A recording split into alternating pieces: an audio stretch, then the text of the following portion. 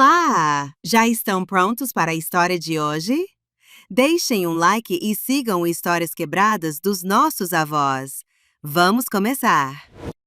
O dia em que minha mãe se foi ainda está vivo dentro de mim, como se o tempo tivesse parado naquele momento. Tenho 74 anos hoje, mas aquela manhã de 1957 continua nítida, com suas cores, cheiros e dores. Eu tinha apenas 6 anos quando o sino da igrejinha de Nossa Senhora das Graças dobrou, anunciando mais um funeral na pequena Ribeirão das Almas.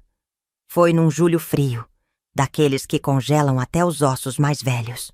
O céu estava limpo, azul como os olhos da minha mãe, mas o ar carregava uma tristeza tão pesada que parecia difícil de respirar. Lembro do caixão simples, feito às pressas pelo marceneiro Seu Juvenal, e das flores do campo que colhi com minhas próprias mãos para enfeitá-lo. Margaridas brancas, as preferidas dela.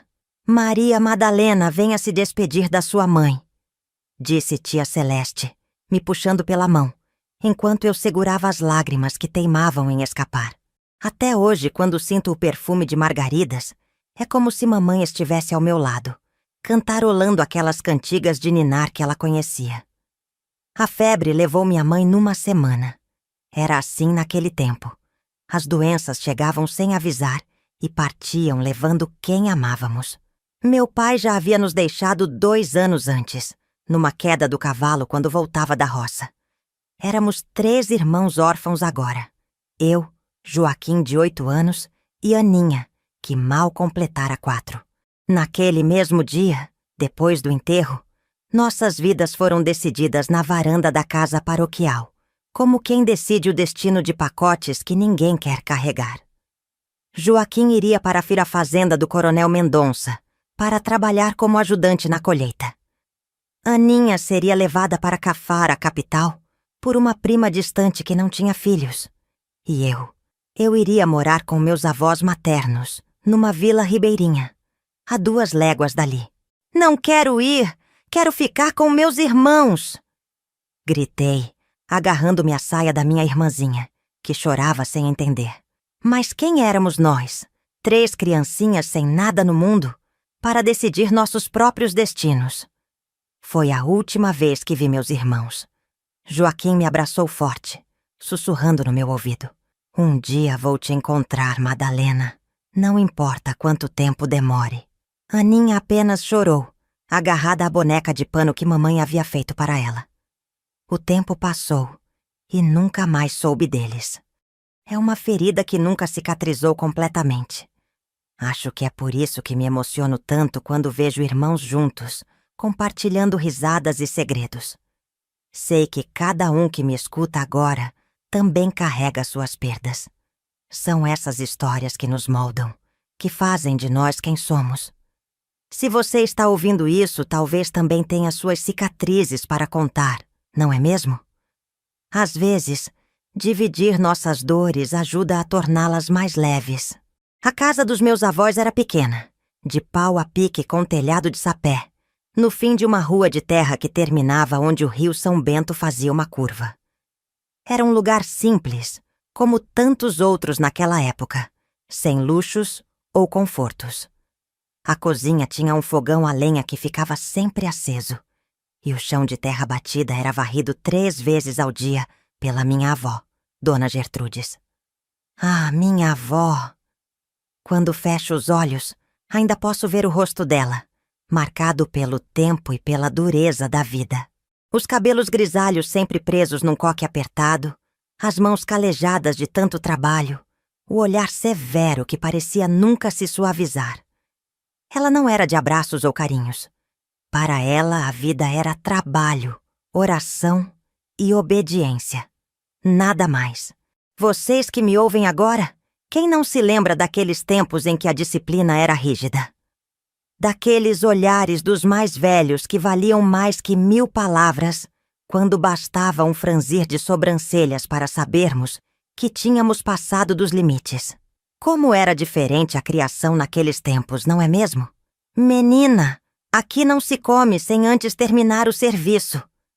Era o que ela sempre dizia quando eu olhava para a panela no fogão, com o estômago roncando de fome. Cada um tem que merecer o que põe na boca. Meu avô, seu Antônio, era um homem calado. Trabalhava na roça do nascer ao pôr do sol. E quando voltava, sentava-se no banco da varanda para fumar seu cachimbo, olhando para o horizonte como se esperasse algo que nunca chegava. Ele nunca interferia quando minha avó me repreendia, ou quando eu tinha que esperar horas para comer. No silêncio dele, havia uma aceitação da vida como ela era, dura e sem concessões. A mesa na casa dos meus avós era um altar sagrado. Não se podia apoiar os cotovelos, não se falava durante as refeições, e só se comia depois que meu avô estivesse servido. O café da manhã era uma caneca de café ralo com um pedaço de broa de milho. O almoço quase sempre feijão com farinha, e se fosse dia de sorte, um pedaço de carne seca ou uma verdura da horta. À noite, um angu com molho de tomate ou sobras do almoço. Se minha história toca seu coração, se essas memórias despertam suas próprias lembranças de infância, gostaria muito que você se inscrevesse no canal. Suas histórias são tão importantes quanto as minhas, e juntos podemos manter viva a memória daqueles tempos que, apesar das dificuldades, forjaram quem somos hoje.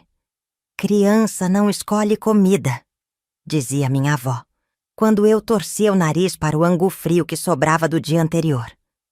Aprendi a comer de tudo e a ser grata por cada garfada. Talvez por isso até hoje não suporto ver comida sendo desperdiçada.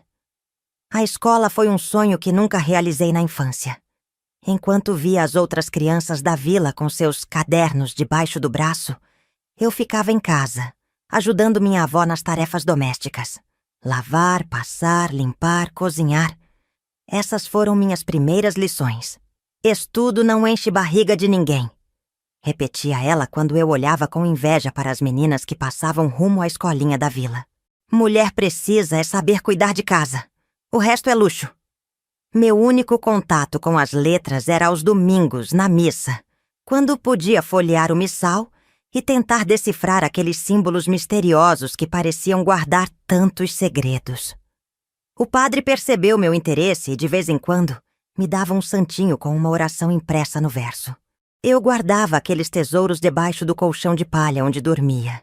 E à noite, quando todos já estavam deitados, passava os dedos sobre as letras, desejando poder compreendê-las. Foi Dona Alzira, uma vizinha bondosa que vinha visitar minha avó para tomar café e colocar a conversa em dia, quem primeiro notou minha curiosidade pelas letras.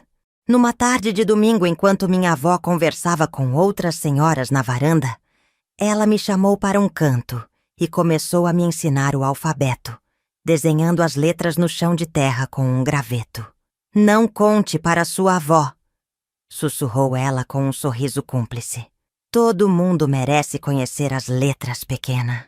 Aquelas lições escondidas foram meu primeiro ato de rebeldia, meu pequeno segredo. Dona Alzira me ensinava, e eu praticava sozinha, desenhando letras na terra úmida à beira do rio, quando ia buscar água. A vontade de aprender ardia dentro de mim, como uma chama, que nem toda a rigidez da minha avó conseguia apagar. Os anos foram passando e, com eles, minha infância. Aos 12 anos eu já cozinhava, lavava, passava e cuidava da casa como uma mulher feita.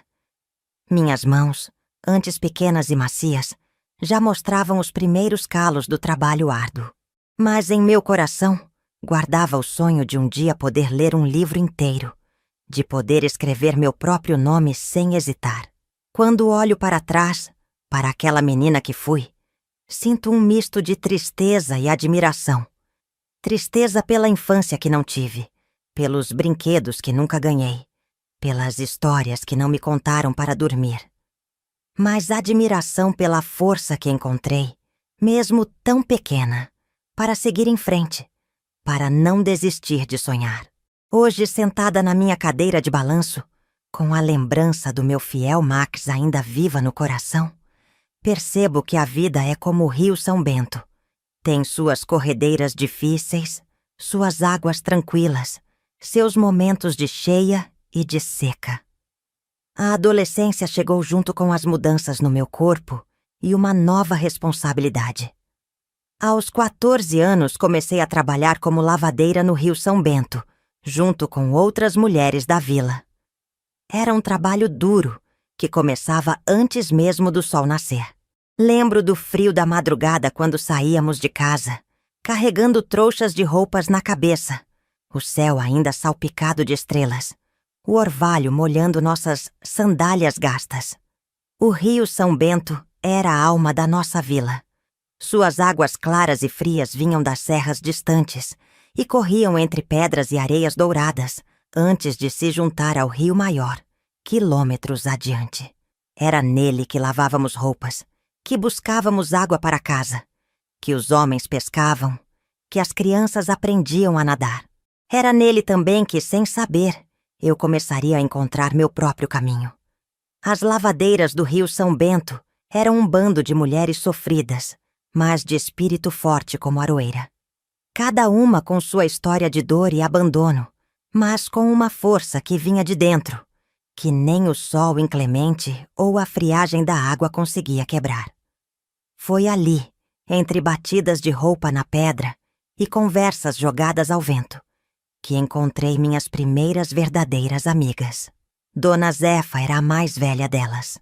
Negra retinta, de cabelos brancos como algodão, e mãos tão calejadas que pareciam feitas de outro material que não carne. Conhecia todas as ervas do mato, todos os remédios caseiros, todas as simpatias para curar, desde dor de dente até mal de amor. Vem cá, menina!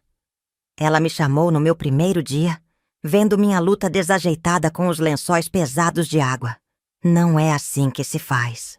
Olha só, com movimentos precisos, ela me ensinou a maneira certa de torcer o pano, de bater na pedra sem gastar muita força, de usar o sabão de cinzas sem desperdiçar. Havia uma sabedoria ancestral naquelas mãos nodosas, um conhecimento passado de mãe para filha por gerações. A vida já é dura demais, Madalena. A gente tem que aprender os macetes para não se acabar antes da hora. Além de Dona Zefa, havia a Juraci, uma mulata alta e forte que cantava enquanto esfregava as roupas, sua voz se misturando com o barulho da água corrente.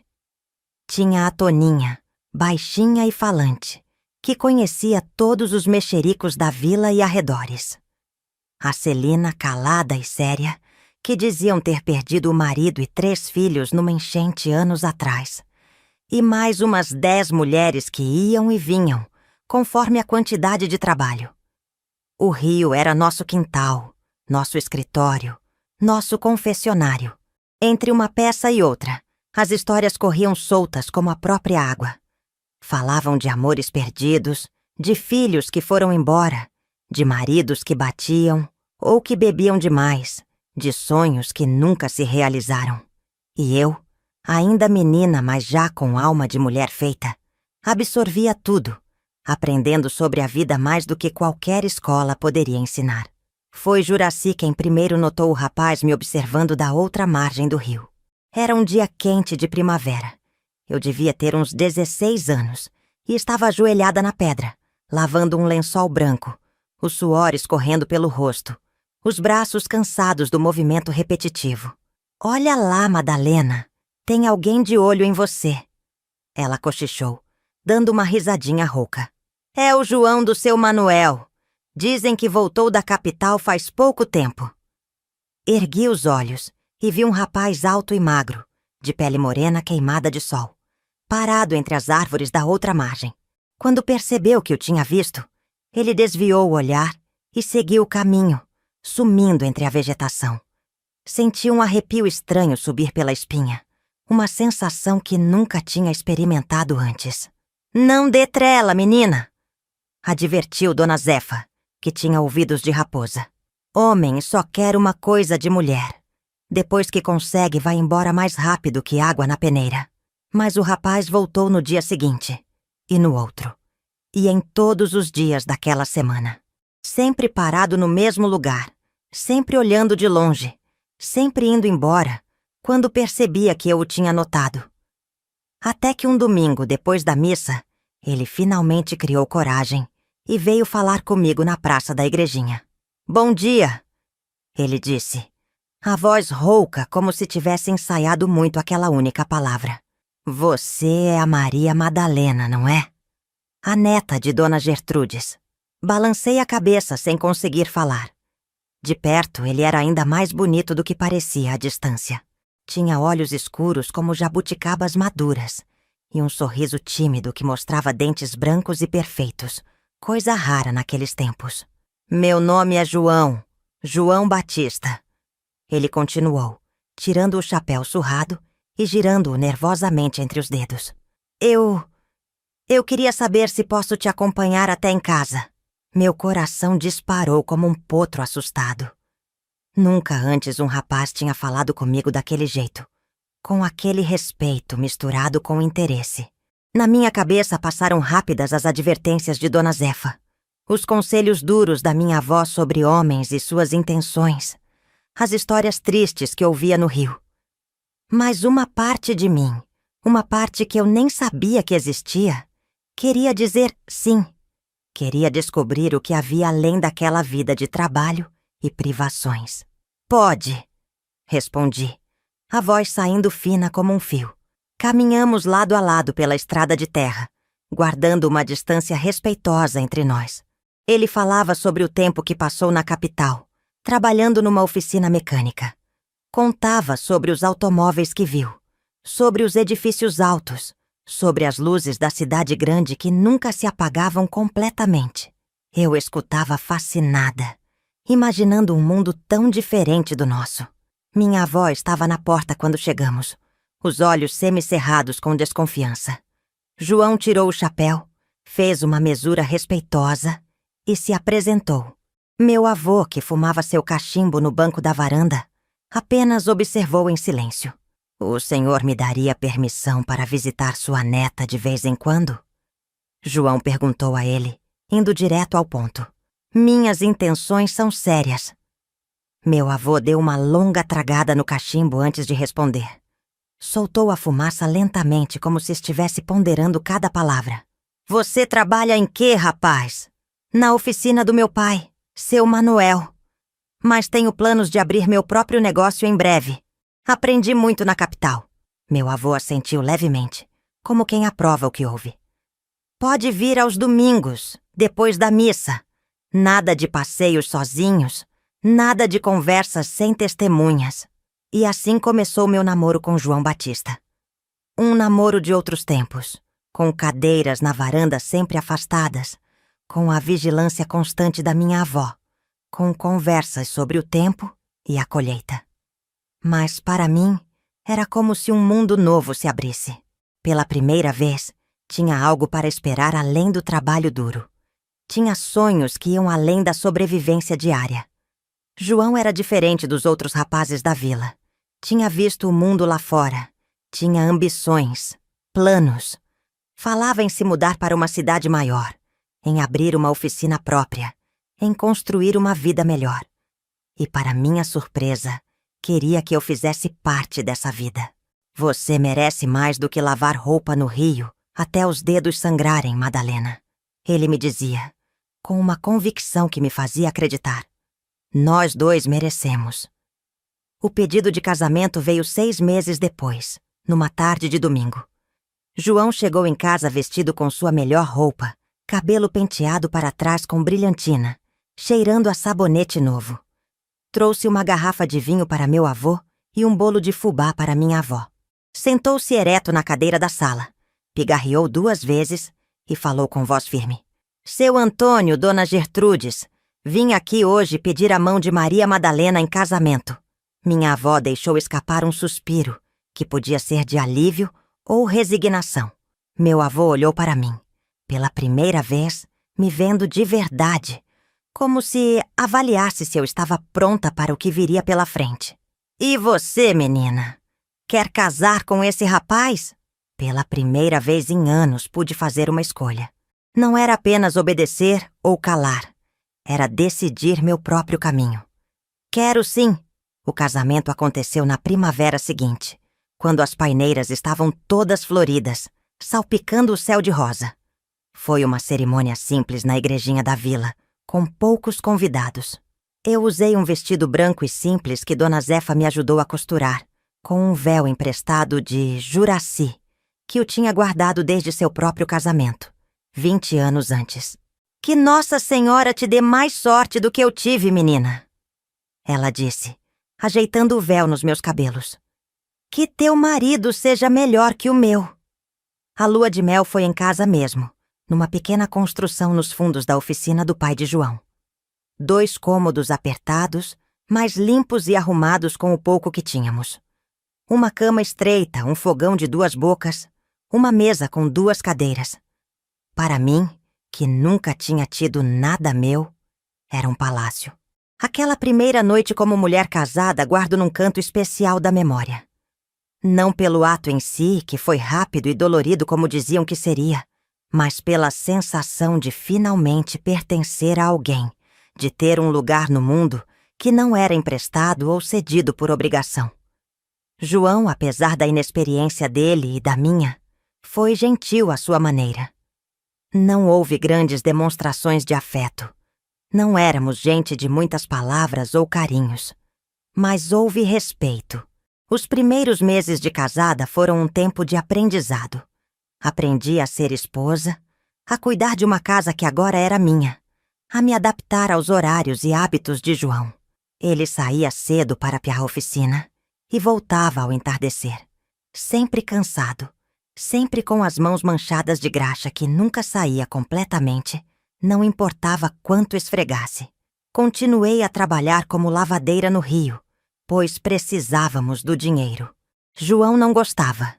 Dizia que trabalho de mulher casada era dentro de casa, mas entendia a necessidade. Sonhávamos juntos com um futuro melhor, fazíamos planos, economizávamos cada centavo. Uma coisa que não falávamos abertamente, mas que estava sempre presente entre nós, era o desejo de termos filhos. Cada mês que passava sem que minha barriga crescesse, era um silêncio cada vez mais pesado à mesa.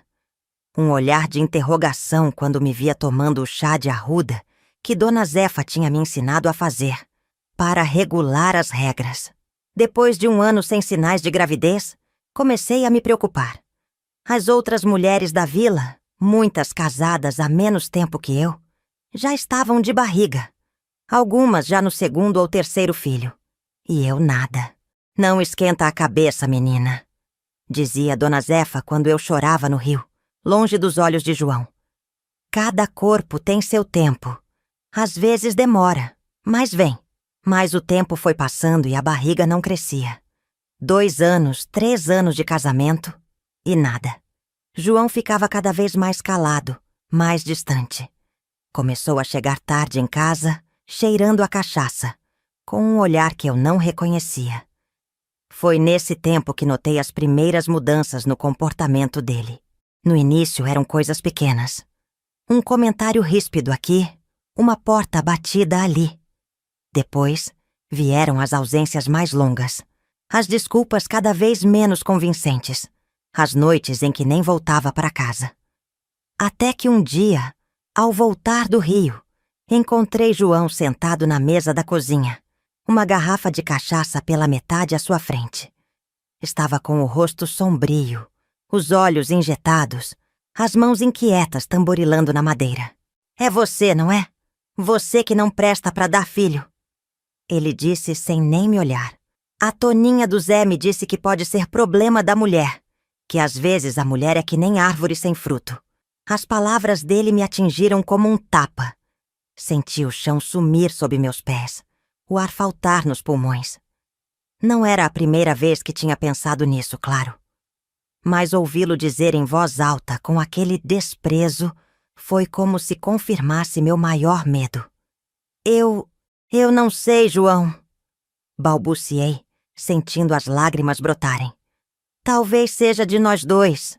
Talvez. Ele se levantou de repente, derrubando a cadeira. Por um instante, achei que fosse me bater. Seu rosto estava contorcido, numa expressão que nunca tinha visto antes. Uma mistura de raiva e decepção que me deixou gelada. Vou dormir na oficina. Ele rosnou pegando a garrafa. Não aguento olhar para essa sua cara vazia. Aquela noite chorei até não ter mais lágrimas. Chorei pela vida que tinha imaginado e que parecia escorrer pelos dedos como a água do rio. Chorei pelos filhos que nunca teria, pelo amor que parecia ter secado como poça ao sol. Chorei pela menina de 6 anos que perdeu a mãe e foi separada dos irmãos, pela adolescente que lavava roupa com mãos sangrando, pela mulher que eu me tornara, ainda tão cheia de vazios. Na manhã seguinte, João voltou para casa como se nada tivesse acontecido. Sentou-se à mesa para o café, comentou sobre o tempo, falou dos planos para a oficina. Eu, com olhos ainda inchados do choro, servi o café e o pão, fingindo que também nada tinha acontecido. Era assim que sobrevivíamos naquele tempo, engolindo dores, varrendo mágoas para debaixo do tapete, seguindo em frente porque não havia outra opção. Mas algo tinha se quebrado irremediavelmente naquela noite. Como um copo que, mesmo colado, nunca mais segura a água da mesma forma. Nosso casamento seguiu. Os dias se arrastaram em rotina, mas o sonho tinha morrido. João passou a dormir mais vezes na oficina do que em casa. Eu me enterrei ainda mais no trabalho, lavando roupas até os dedos ficarem dormentes, esfregando pisos até os joelhos doerem. E foi assim, nesse limbo entre o casamento e a solidão, que recebi a notícia que mudaria o curso da minha vida mais uma vez. Era uma tarde abafada de verão, o céu carregado de nuvens pesadas que prometiam tempestade. Eu estava no rio, terminando de enxaguar um vestido, quando vi Juraci correndo em minha direção, o rosto transtornado. "Madalena! Madalena!" Ela gritava, acenando freneticamente. "Vem rápido! É o João!" Larguei o vestido na água e corri, o coração atropelando no peito, as pernas bambas de medo.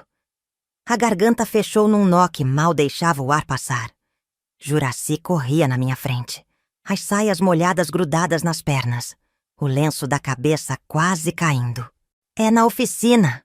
Um acidente!" Foi tudo o que ela conseguiu dizer, ofegante. O caminho até a vila nunca pareceu tão comprido. Corri como nunca tinha corrido na vida. Os pés descalços machucando nas pedras do caminho, o suor escorrendo e se misturando com as gotas de água do rio, que ainda pingavam do meu vestido. Na minha cabeça passavam 1000 pensamentos ao mesmo tempo, nenhum deles bom. Quando cheguei na oficina, já tinha um ajuntamento de gente na porta. Empurrei, passei por entre os corpos, ignorando os sussurros, os olhares de pena. Lá dentro, o cheiro forte de óleo e ferrugem misturava-se com outro odor que eu conhecia bem demais. O da morte. João estava estendido no chão de terra batida, um pano sujo de graxa cobrindo seu rosto. Ao lado, seu pai, seu Manuel, chorava sem vergonha, os ombros largos sacudindo com os soluços. O doutor Juvenal, que era mais farmacêutico que médico de verdade, ajoelhava-se ao lado do corpo, fechando sua maleta de couro. "O que aconteceu?" Consegui perguntar, a voz saindo estrangulada da garganta seca.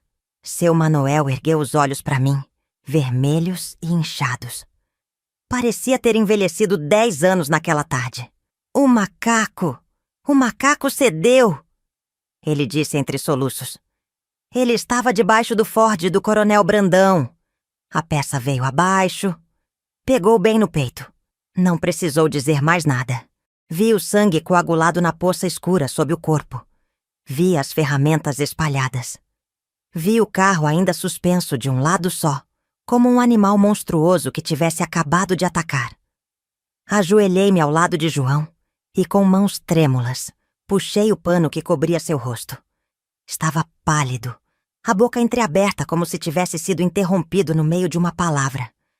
Mas o que mais me chocou foram os olhos, abertos, fixos no teto da oficina com uma expressão de surpresa. Como se a morte tivesse vindo tão de repente que ele nem teve tempo de entender o que estava acontecendo. Não chorei. Fiquei ali, olhando para aquela cara que durante 4 anos Tinha sido a primeira coisa que via pela manhã e a última antes de dormir. Pensei em todos os planos que tínhamos feito, na oficina própria que nunca abriria, nos filhos que nunca tivemos, no amor que tinha murchado como flor sem água. Pensei também nas noites que ele dormiu longe, nas palavras duras, no olhar de decepção que tinha se tornado tão comum entre nós. Vamos levar ele para casa, Madalena, disse seu Manuel, pousando a mão pesada no meu ombro. O funeral será amanhã cedo. Assenti sem conseguir falar. 4 homens da vila pegaram o corpo de João e o carregaram até nossa casa. Puseram-no na nossa cama, a mesma onde tínhamos compartilhado sonhos e frustrações. Alguém, acho que foi a mulher do seu Manuel, trouxe velas e um terço. Logo a casa estava cheia de gente, de vozes sussurradas, de olhares de pena. A noite foi longa. O velório seguiu o costume antigo. As mulheres rezavam o terço num canto, os homens bebiam cachaça e fumavam no outro. Crianças corriam pelo quintal, aproveitando a brecha na vigilância dos pais. Eu fiquei sentada ao lado do corpo, as mãos no colo, os olhos secos, aceitando cafés e abraços que não sentiam de verdade. Lá pelas tantas da madrugada, quando a maioria já tinha ido embora e só ficaram os parentes mais próximos, Dona Zefa chegou. Vinha direto do rio, onde tinha ficado para terminar minhas roupas por lavar. Sentou-se ao meu lado, em silêncio. Depois de um tempo, pegou minha mão entre as suas, ásperas como lixa. Não é pecado não chorar, minha filha. Ela disse baixinho, só para mim ouvir. Cada um sente a dor do seu jeito. Foi só então que as lágrimas vieram. Não as lágrimas estridentes da viúva inconsolável que todos esperavam, mas um choro silencioso, profundo, que vinha de um lugar que nem eu sabia que existia dentro de mim. Chorei pela vida que tivemos, pela vida que poderíamos ter tido, pelo homem que João era e pelo que ele poderia ter sido, se o tempo e a decepção não tivessem endurecido seu coração. O enterro foi na manhã seguinte, sob um céu cinzento que ameaçava chuva. O caixão simples de madeira barata descia para a terra vermelha enquanto o padre recitava as orações de praxe. Olhando ao redor, vi rostos conhecidos. As lavadeiras do rio, os homens da oficina, vizinhos, clientes. Todos ali para se despedir de João Batista, o rapaz que tinha ido para a capital e voltado cheio de sonhos. Joguei um punhado de terra sobre o caixão, sentindo os grãos escorregarem entre meus dedos. Senti uma estranha paz me invadir, como se junto com aquela terra estivesse enterrando também um pedaço da minha vida, que chegava ao fim. Viúva aos 22 anos, sem filhos, sem marido, com uma casinha nos fundos de uma oficina que não era minha. Enquanto voltava para casa depois do enterro, pensava no que seria da minha vida dali em diante. Seu Manuel tinha dito que eu podia ficar na casa o tempo que precisasse, que ele me considerava como filha. Mas eu sabia que não podia aceitar. Aquele lugar estava impregnado de lembranças, de sonhos mortos, do cheiro de graxa que nunca saía das roupas de João. Nos dias que se seguiram ao enterro, tomei minha decisão. Venderia o pouco que tínhamos. Alguns móveis, as ferramentas que eram só de João, umas panelas, e alugaria um quartinho perto do rio. Continuaria como lavadeira, que era o único ofício que conhecia. Viveria como tantas outras mulheres da vila, de trabalho duro e mãos calejadas, esperando que os dias passassem, um após o outro, até que chegasse minha vez de descansar debaixo da terra vermelha do cemitério. Foi Dona Zefa quem me apresentou a uma possibilidade diferente. Por que você não faz como a Marcolina? Ela me perguntou uma tarde, enquanto estendíamos roupas nas pedras para secar. Ela vende aquelas bonecas de pano na feira e ganha bem mais do que lavando roupa. Marcolina era uma senhora de uns 60 anos que morava sozinha numa casinha na beira do rio. Fazia bonecas de pano, santos de barro, brinquedos com retalhos e sobras que juntava por aí. Vendia tudo na feira da vila, aos domingos, E diziam que seus bonecos eram tão bonitos que até gente da cidade grande vinha encomendar. Eu não sei fazer essas coisas, Dona Zefa, respondi, torcendo um lençol com força. E quem disse que não sabe, menina? Você tem mãos boas, olho vivo. É só querer aprender. Naquela mesma semana, Dona Zefa me levou até a casa de Marcolina. Era um lugar que parecia saído de um sonho. As paredes de taipa pintadas de azul, o jardim cheio de ervas e flores que nunca tinha visto antes, galinhas coloridas ciscando no terreiro. E dentro, uma explosão de cores e formas que me deixou sem fôlego. Prateleiras e mais prateleiras, cheias de bonecas de pano com vestidos coloridos, carinhas bordadas, cabelos de lã, santos de barro pintado, com auréolas de latão, cavalinhos de madeira, carrinhos, peões. Cada canto da casa era uma descoberta. Cada objeto tinha a marca das mãos de Marcolina, o toque especial de quem faz as coisas com amor. Dona Zefa me disse que você quer aprender. Ela falou sem rodeios, me olhando de cima a baixo com seus olhos vivos e inteligentes. Tem mãos de quem pode fazer arte, mas tem que ter vontade. Não ensino para quem não tem vontade. Olhei para minhas mãos, calejadas de tanto bater roupa na pedra. Mãos que sabiam trabalhar, que conheciam o peso das responsabilidades desde cedo, que nunca tinham tempo para brincadeiras ou frivolidades. Será que essas mesmas mãos podiam criar coisas bonitas? Eu tenho vontade, respondi, surpreendendo a mim mesma com a firmeza na voz. Marcolina sorriu, mostrando a falta de alguns dentes. Então vem amanhã cedinho. Traz uns retalhos, uma tesoura se tiver, e muita paciência. Assim começou minha nova vida. Todas as manhãs, depois de lavar minha própria roupa no rio, ia para a casa de Marcolina. Sentávamos no quintal, debaixo de uma mangueira frondosa, e ela me ensinava os segredos do ofício. Como cortar o pano seguindo o fio para não desperdiçar. Como fazer os pontos certos para cada parte da boneca. Como bordar olhos e bocas que parecessem vivos. Como tingir tecidos com corantes naturais para dar as cores certas. No começo, minhas mãos eram desajeitadas, desacostumadas àquele trabalho delicado. As primeiras bonecas saíram tortas, com olhos desalinhados e roupas mal cortadas. Marcolina nunca criticava. Olhava com atenção, apontava um ou outro defeito, mostrava como corrigir. É assim mesmo, ela dizia quando eu me frustrava com o resultado. As primeiras sempre saem feias. É lei da vida. O importante é não desistir. Aos poucos fui melhorando. Meus dedos foram ganhando precisão. Meus olhos aprenderam a ver os detalhes. Minha criatividade, que nem sabia que tinha, foi se soltando. Cada boneca era um pouco melhor que a anterior. Cada rosto bordado parecia mais vivo. Cada vestidinho mais bem acabado. Um domingo, depois de 3 meses aprendendo, Marcolina me convidou a levar algumas bonecas para vender na feira. Já está na hora, ela disse, escolhendo 5 das minhas melhores criações. As pessoas precisam conhecer seu trabalho. Arrumamos as bonecas numa cesta forrada com um pano colorido. Eram simples, mas feitas com cuidado. Uma camponesa com vestido de chita e lenço na cabeça. Uma noiva com véu de renda. 2 crianças de mãos dadas e uma senhora com cabelos grisalhos de lã. A feira da vila acontecia na praça da igreja. Um espaço pequeno, mas sempre cheio de gente e burburinho.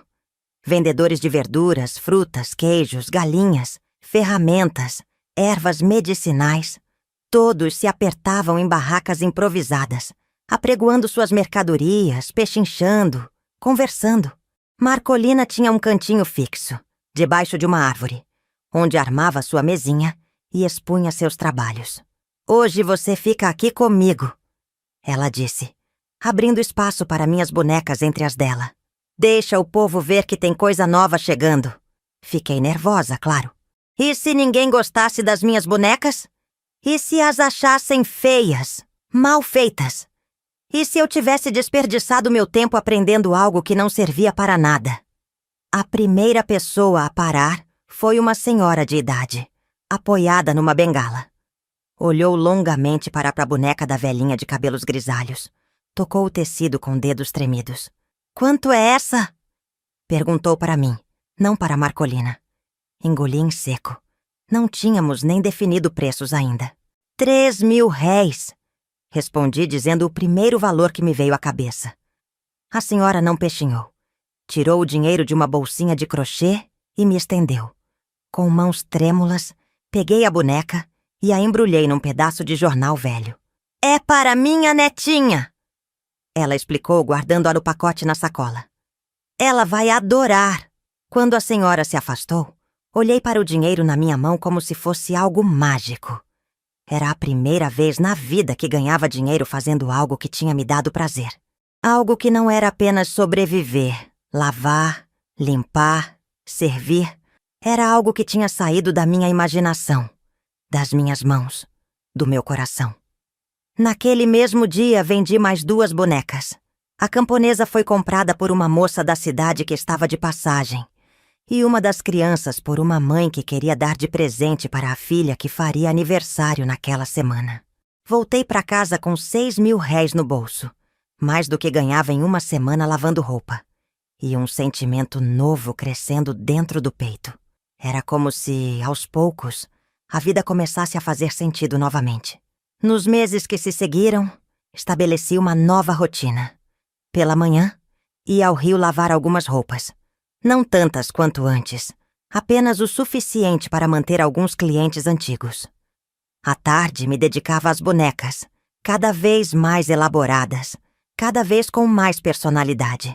Os retalhos que antes ia buscar no lixo da costureira da vila, agora comprava dos mascates que passavam vendendo tecidos. Investi em linhas coloridas, em contas para os olhos, em rendas para os vestidos. E algo incrível começou a acontecer. As pessoas passaram a me procurar especificamente por causa das bonecas. Não era mais a viúva do João ou a lavadeira do rio. Era a Maria Madalena das bonecas. Recebia encomendas para presentes de aniversário, para batizados, para Natal. Uma senhora da capital que tinha uma loja de artesanato começou a comprar minhas peças para revender. Aos poucos, fui deixando de lado o trabalho de lavadeira. Minhas mãos, antes sempre vermelhas e rachadas, foram se tornando mais macias, mais ágeis. Os calos continuavam lá, mas eram outros. Dos pontos de agulha, do corte da tesoura, do manejo das linhas.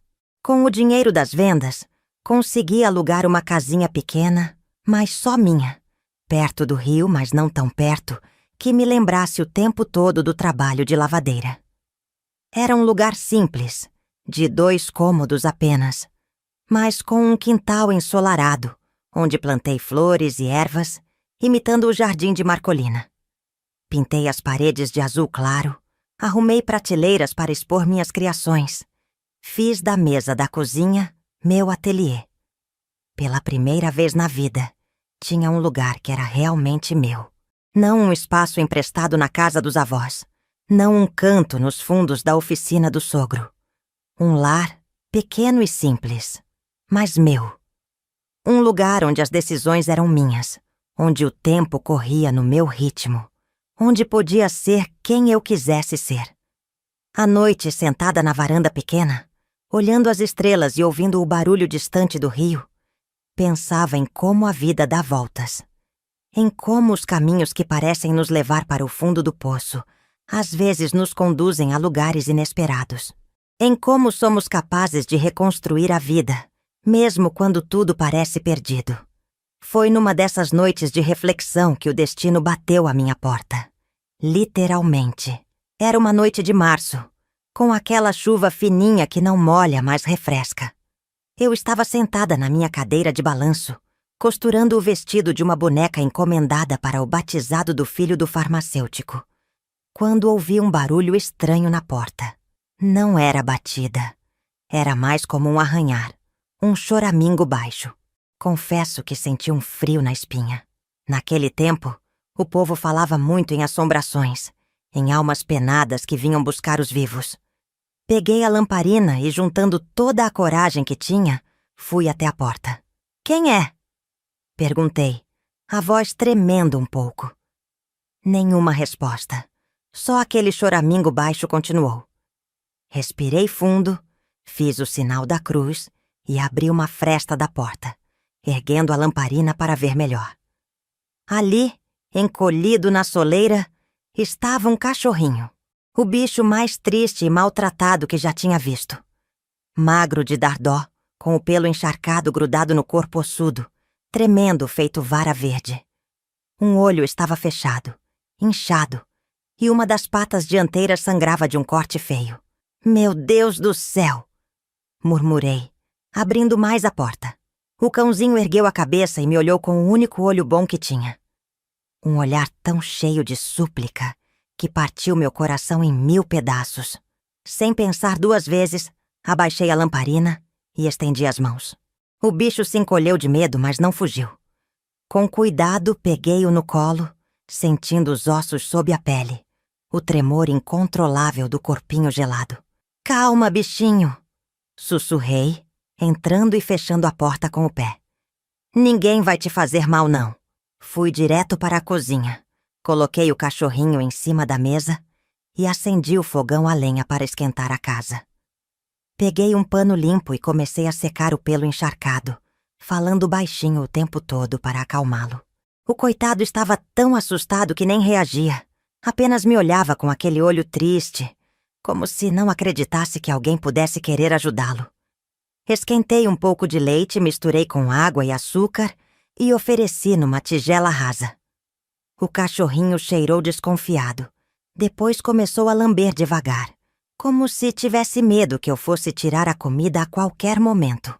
Quando terminou, lambeu os beiços e me olhou de novo, a cauda fazendo um movimento tímido, o primeiro sinal de que confiava em mim. Limpei o ferimento da pata com água morna e um pouco de cachaça que guardava para emergências. Ele gemeu baixinho, mas não tentou morder nem fugir.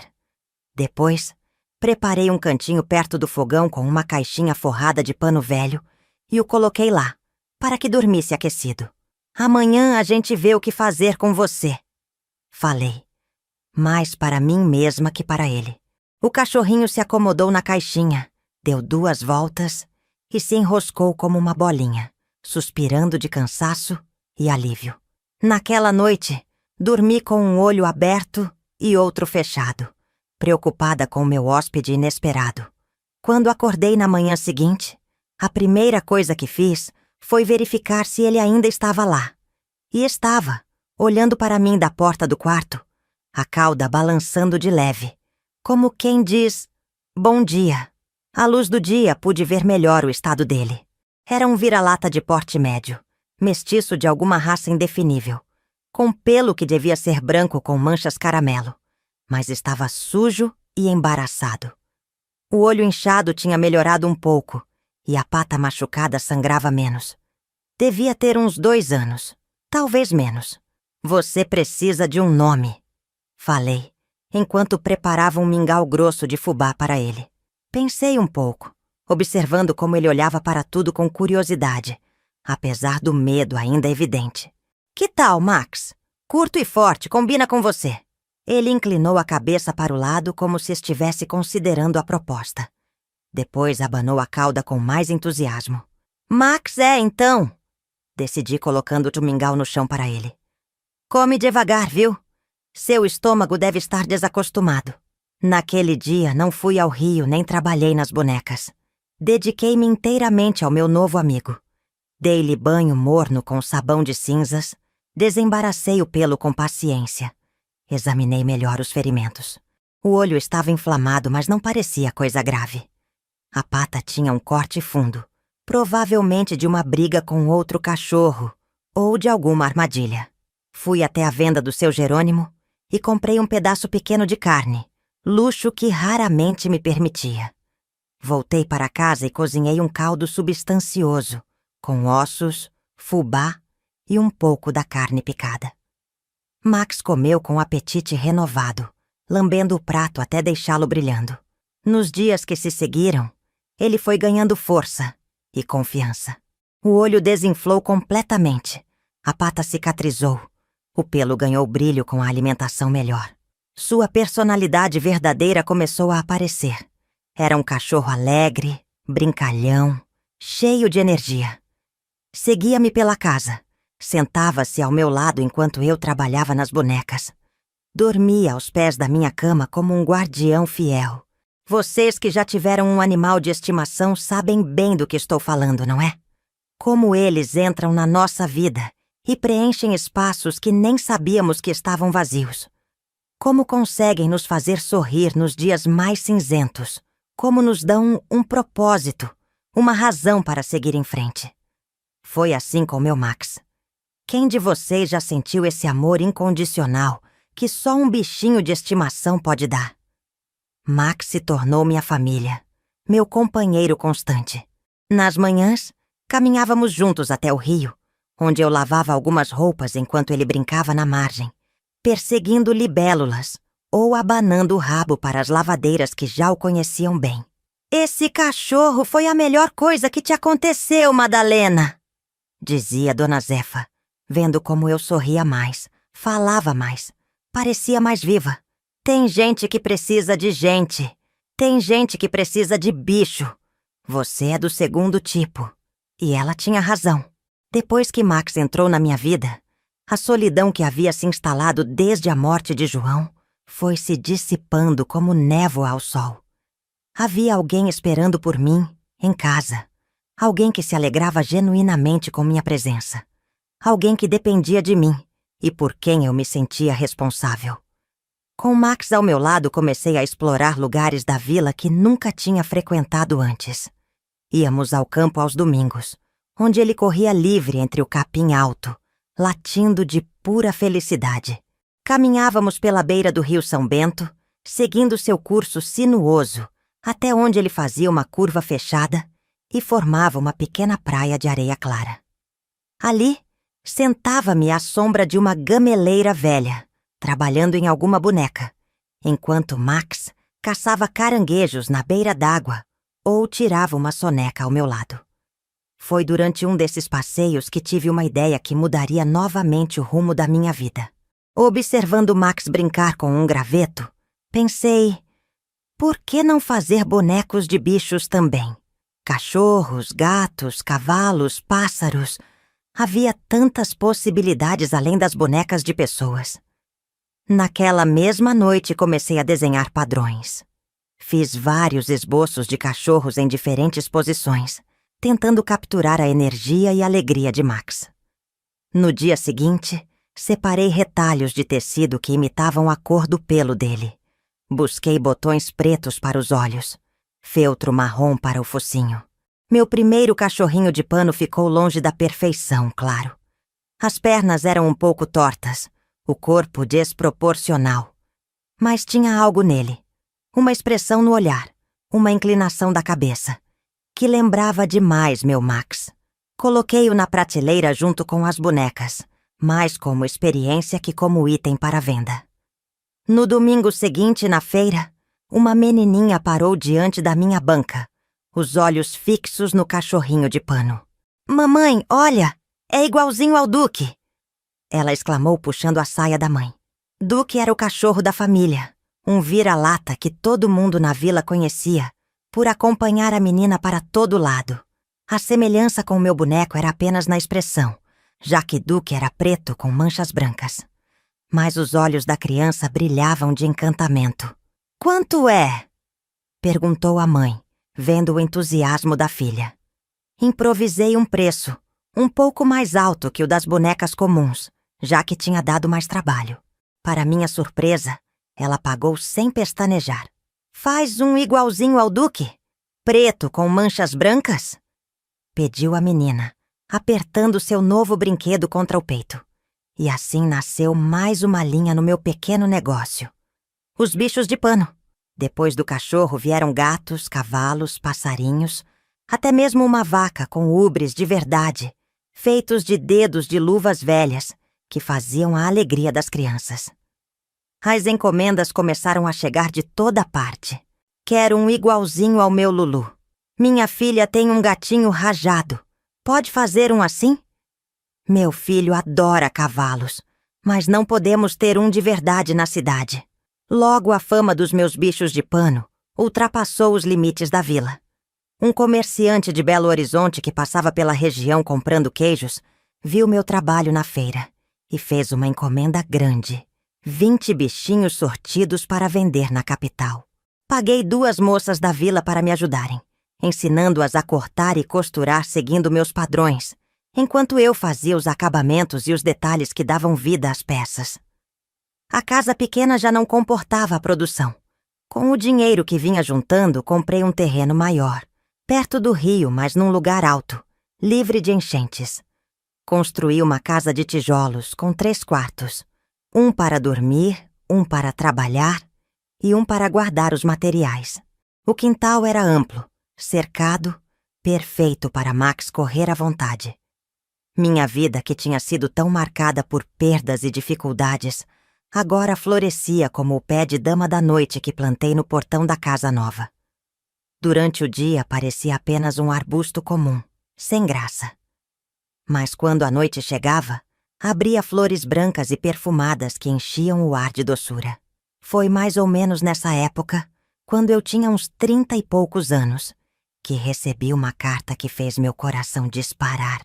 Era de uma assistente social da capital, perguntando se eu era Maria Madalena, nascida em Ribeirão das Almas, filha de Aparecida, e José, que tinha 2 irmãos, chamados Joaquim e Ana. Com as mãos tremendo, escrevi de volta, ou melhor, pedi para o professor Altino, que dava aulas na escola da vila, escrever por mim, já que ainda não dominava completamente as letras. Disse que sim, era eu mesma, e perguntei por que queriam saber. A resposta veio 2 semanas depois, uma carta grossa que quase não cabia no envelope. Dentro havia uma carta da assistente social e outra escrita numa caligrafia irregular, mas clara. Era de Joaquim, meu irmão. Depois de quase 25 anos, ele me encontrara. Na carta, Joaquim contava sua história desde o dia em que nos separaram. Tinha ido mesmo para a fazenda do Coronel Mendonça, onde trabalhou duro desde menino. O coronel não era um homem mau, apenas rigoroso e distante. Percebendo que o menino tinha inteligência, permitiu que frequentasse a escola da fazenda, onde aprendeu a ler e escrever. Quando cresceu, tornou-se capataz, responsável por uma parte da propriedade. Anos depois, o coronel faleceu, deixando a fazenda para o filho único que vivia na capital. O rapaz, sem interesse em continuar no campo, vendeu tudo. Joaquim, então com quase 30 anos, usou suas economias para comprar um pequeno armazém numa cidade próxima a Belo Horizonte. Casou-se. Teve 3 filhos. Nunca me esqueci da promessa que fiz a você naquele dia. Ele escreveu. Disse que ia te encontrar. Não importava quanto tempo demorasse. Procurei por anos. Voltei a Ribeirão das Almas várias vezes, mas ninguém sabia me dar notícias certas. Até que minha filha mais velha, sua sobrinha Aparecida, coloquei o nome da nossa mãe nela. Vi uma reportagem num jornal da capital sobre artesanato mineiro. Tinha uma foto sua, com seus bichos de pano. Ela nem sabia que você existia, mas achou a foto parecida comigo e mostrou. No mesmo dia, comecei a busca. Li e reli aquela carta dezenas de vezes, mal acreditando no que estava acontecendo. Meu irmão, aquele menino de 8 anos que tinha sido arrancado dos meus braços, agora era um homem feito, com filhos, negócio próprio. E me procurava, não tinha esquecido nossa promessa. No final da carta, havia um convite. Ele queria que eu fosse visitá-los na cidade onde morava, conhecer sua família, matar a saudade de tantos anos. Incluía até dinheiro para a passagem de ônibus. Uma generosidade que me fez chorar de emoção. Demorei alguns dias para tomar coragem. Nunca tinha saído da vila. Não conhecia nada além daquelas ruas de terra, daquele rio, daquelas montanhas que formavam o horizonte da minha vida. A ideia de viajar sozinha, de enfrentar o desconhecido, me aterrorizava. Mas o desejo de rever meu irmão, de recuperar esse pedaço do meu passado, era maior que o medo. Com a ajuda de Marcolina, que já tinha viajado para a capital algumas vezes, arrumei uma mala pequena com minhas poucas roupas boas. Deixei Max aos cuidados de Dona Zefa, que prometeu cuidar dele como se fosse seu. Deixei também a casa e a pequena oficina sob a supervisão de Marcolina e das 2 moças que me ajudavam na produção. A viagem de ônibus foi uma aventura e tanto. O veículo sacolejava na estrada de terra, levantando uma poeira vermelha que entrava por todas as frestas, cobrindo passageiros, bagagens, assentos. As curvas fechadas na serra me deixavam enjoada, mas a ansiedade era maior que o desconforto. A cada quilômetro que nos afastava da vila, meu coração batia mais forte. Após quase 8 horas de viagem, chegamos à cidadezinha onde Joaquim vivia. Era maior que nossa vila, com algumas ruas calçadas, uma praça central com coreto, lojas maiores e mais sortidas. Desci do ônibus com as pernas bambas, apertando a mala contra o peito como se fosse um escudo. E lá estava ele, esperando no ponto. Um homem alto, de ombros largos, cabelos escuros já salpicados de grisalho, o rosto marcado pelo tempo e pelo sol. Não o reconheceria se o encontrasse na rua, mas assim que nossos olhos se cruzaram, soube que era ele. Tinha os mesmos olhos da nossa mãe, escuros e profundos como poços d'água. "Madalena?" ele perguntou, a voz embargada pela emoção. Assenti sem conseguir falar. Ele abriu os braços e eu corri para eles, como a menina de 6 anos que ainda vivia dentro de mim. Abraçamo-nos ali mesmo, no meio da rodoviária empoeirada, chorando sem vergonha, rindo ao mesmo tempo, falando atropeladamente palavras que nem faziam sentido. Eu tinha encontrado meu irmão. Um pedaço do meu coração, arrancado há tanto tempo, voltava para o lugar. E naquele abraço, senti que finalmente estava completa. Ah, meus amigos que estão ouvindo esta história. Se você também tem irmãos, valorize esse presente da vida. E se estão distantes ou se perderam pelo caminho, saibam que nunca é tarde para reencontros. O tempo pode separar corpos, mas há laços que nem mesmo décadas conseguem romper. Se está gostando desta jornada pelas minhas memórias, não se esqueça de se inscrever no canal para acompanhar outras histórias como esta. Cada inscrição é como um abraço que recebo, me incentivando a continuar compartilhando um pouco da minha vida com vocês. A casa de Joaquim ficava numa rua tranquila, arborizada com ipês que, segundo ele, ficavam cobertos de flores amarelas na primavera. Era uma construção simples, mas sólida, de tijolos à vista e telhado de cerâmica, com uma varanda na frente onde 3 cadeiras de balanço convidavam ao descanso e à prosa. Quando chegamos, toda a família estava na porta, esperando. A esposa de Joaquim, Conceição, uma mulher de rosto redondo e sorriso fácil, me abraçou como se fôssemos velhas conhecidas. Os 3 filhos, Aparecida de 16 anos, José de 14 e Rafael de 10, me olhavam com curiosidade, buscando em meu rosto traços do pai, daquela tia que nunca tinham conhecido, mas de quem tanto ouviram falar. "Ela parece mesmo com você, pai", disse Aparecida, a que tinha encontrado minha foto no jornal. Era uma moça bonita, de cabelos escuros e olhos vivos, que lembrava nossa mãe de um jeito que apertou meu coração. "Vem, minha irmã", disse Joaquim, me conduzindo para dentro. "Sua casa está esperando por você." Os dias que passei na casa de Joaquim foram como um sonho bom, daqueles que a gente não quer acordar. Conheci sua rotina, seu pequeno armazém que vendia de tudo um pouco, desde arroz e feijão até ferramentas e tecidos. Conheci os amigos, os vizinhos, a cidade pequena mas próspera que tinha escolhido para criar raízes. À noite, sentados na varanda depois do jantar, as crianças já na cama, Joaquim e eu relembrávamos o pouco que tínhamos compartilhado na infância.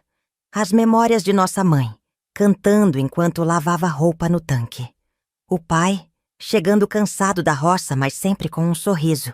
E, às vezes, uma fruta ou um doce escondido no bolso para dividir entre nós. A casa simples, mas limpa onde nascemos. O quintal com a mangueira que dava as mangas mais doces da região. E Aninha? Perguntei numa dessas noites, a voz quase sumindo. Você soube alguma coisa dela? Joaquim ficou sério, o olhar perdido na escuridão além da varanda. Procurei por ela também, Madalena. Mas foi mais difícil. A prima que a levou se mudou da capital. Ninguém soube dizer para onde. Deixei recados com conhecidos. Procurei em jornais, mas até agora, nada. A ausência de Aninha era uma ferida que ainda doía em nós dois. Nossa irmãzinha, tão pequena quando nos separaram, provavelmente nem se lembrava de nós. Talvez nem soubesse que tinha irmãos procurando por ela. Um dia a gente encontra, disse Joaquim, apertando minha mão. Se encontrei você depois de tanto tempo, vou encontrar ela também. É uma promessa. Durante essa visita, Joaquim e eu falamos sobre nossos avós. Contei a ele como tinha sido difícil crescer sob a rigidez deles, o trabalho pesado desde cedo, a falta de carinho. Confessei que, apesar de tudo, sentia não ter estado presente quando eles faleceram. Minha avó de um derrame, alguns anos após eu ter me casado, e meu avô de pneumonia, pouco depois. Eles fizeram o que podiam, Madalena, disse Joaquim, sempre mais compreensivo que eu. Eram de outra época, outra criação. Para eles, preparar a gente para a dureza da vida era mais importante que dar beijos e abraços. Talvez ele tivesse razão. Com a maturidade, eu começava a entender que a vida raramente é preto no branco. As pessoas são complicadas, cheias de contradições. Meus avós não foram amorosos, mas me deram teto e comida quando eu não tinha nada. João não foi o marido dos sonhos, mas me deu alguns momentos de felicidade e, à sua maneira limitada, tentou construir uma vida comigo. Entre conversas e descobertas, os dias foram passando rápido demais. Uma semana depois, estava na hora de voltar. Tinha responsabilidades na vila. Minha casa, meu trabalho, meu Max, que certamente estava sentindo minha falta. A despedida foi difícil, cheia de lágrimas e promessas. Joaquim insistiu que eu voltasse para o Natal. Conceição me fez jurar que enviaria algumas bonecas e bichos de pano para os sobrinhos. Aparecida me abraçou forte, dizendo que queria me visitar na vila um dia, conhecer o Rio São Bento que tanto ouviu falar. No ônibus de volta, olhando a paisagem passar pela janela empoeirada, refleti sobre como o destino às vezes dá voltas estranhas. Quem diria que depois de tantos anos, encontraria meu irmão graças às bonecas que aprendi a fazer quase por acaso? Como Marcolina costumava dizer, Deus escreve certo por linhas tortas. Quando cheguei à vila, Max quase me derrubou de tanta felicidade. Pulava, latia, corria em círculos, alternando entre lamber minhas mãos e rosnar para amá-la, como se ela fosse culpada pela minha ausência. Dona Zefa me assegurou que ele tinha se comportado bem, mas passou os primeiros dias choramingando na porta, esperando o meu retorno. Esse bicho te ama mais que muita gente ama os próprios filhos, ela comentou, vendo como eu abraçava e acariciava meu companheiro peludo. É uma bênção ter isso na vida. E era mesmo. O amor incondicional de Max, a amizade das mulheres do Rio, o reencontro com meu irmão, o sucesso do meu pequeno negócio, todas essas bênçãos que nunca imaginei que teria quando era aquela menina assustada que viu a mãe partir para sempre. A visita a Joaquim me trouxe uma nova perspectiva.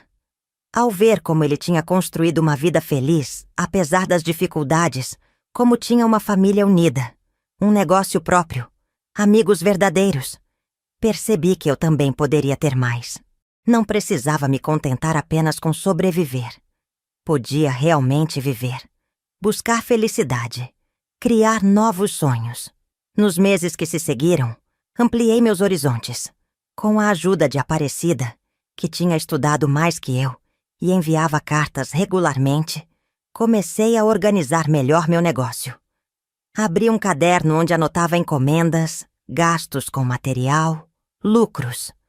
Aprendi a calcular preços justos, a negociar com fornecedores, a planejar a produção para evitar desperdícios. As moças que trabalhavam comigo deixaram de ser apenas ajudantes e se tornaram aprendizes de verdade. Ensinei a elas tudo o que sabia, incentivando cada uma a desenvolver seu próprio estilo. Toninha tinha jeito especial para fazer rostos expressivos, com olhos que pareciam observar você de qualquer ângulo. Lurdinha era a melhor com detalhes pequenos e delicados, como rendas e bordados minúsculos. Jandira tinha criatividade para inventar modelos novos, bichos que ninguém tinha pensado em fazer antes. Em pouco tempo, nossa pequena produção não era mais apenas as bonecas da Madalena, mas sim o artesanato do São Bento, conhecido em toda a região.